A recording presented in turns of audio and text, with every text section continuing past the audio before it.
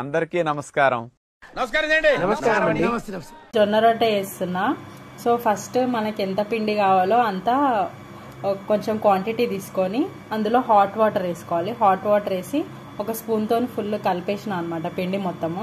అంటే హ్యాండ్స్ పెడితే కాలుతుంది కదా, అయితే పిండి తీసుకొని మొత్తం బాగా సాఫ్ట్గా రౌండ్గా చేసేసుకోవాలి. ఒక రౌండ్ చేస్తే ఒక మంచి షేప్ వస్తుంది అనమాట.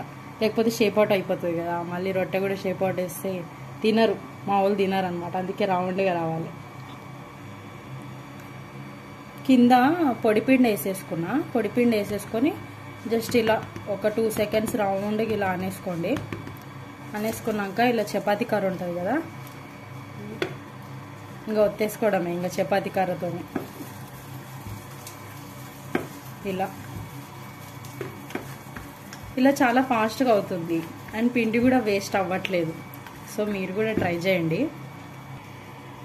చూసిరా ఇట్లా రౌండ్గా ఎట్లా వచ్చేసిందో, సన్నగా వచ్చింది. రౌండ్గా సన్నగా మీరు ఫోర్స్ పెట్టి ఒత్తొద్దు, లైట్గా అనేస్తే అదే రౌండ్గా తిరుగుతుంది. బాగుంది కదా.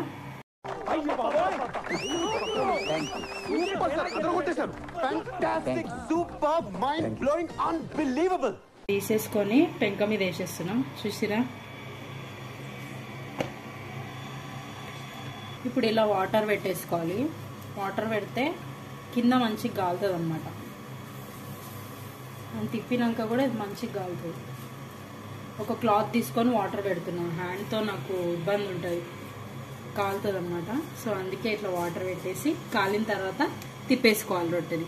జొన్న రొట్టె విత్ ఫిష్ ఫ్రై ఈరోజు మేము తింటున్నాం.